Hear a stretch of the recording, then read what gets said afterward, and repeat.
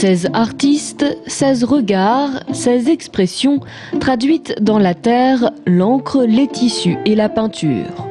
Une exposition entre révolte et noirceur, sensualité et amusement. Une exhibition de l'art au féminin.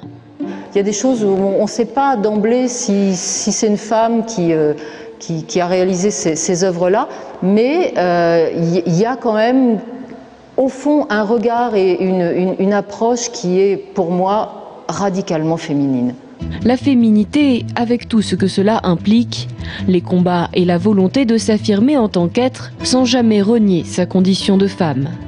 Dans ces toiles de Françoise Roulier, c'est donc la violence qui s'exprime, empreinte et réminiscence d'une génération révoltée. Il y a eu des moments dans ma peinture beaucoup plus calmes, c'est vrai, mais là c'était des moments où j'ai eu à lutter aussi.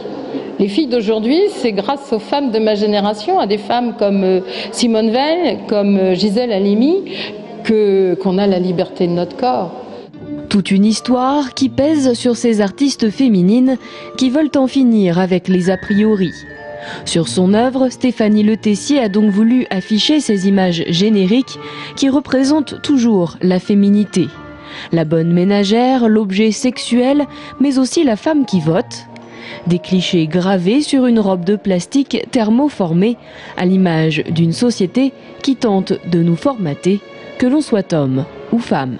J'aimerais bien faire le pendant masculin aussi sur ce que c'est que d'être un homme et de se construire en tant qu'homme.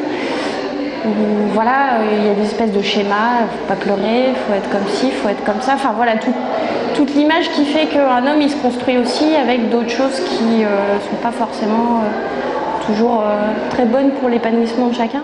Car s'il s'agit d'écouter, d'observer et de ressentir leur bruissement d'ailes, ces 16 femmes tourangelles exposent surtout et avant tout en leur qualité d'artistes, comme autant de témoins de la richesse créative de notre région.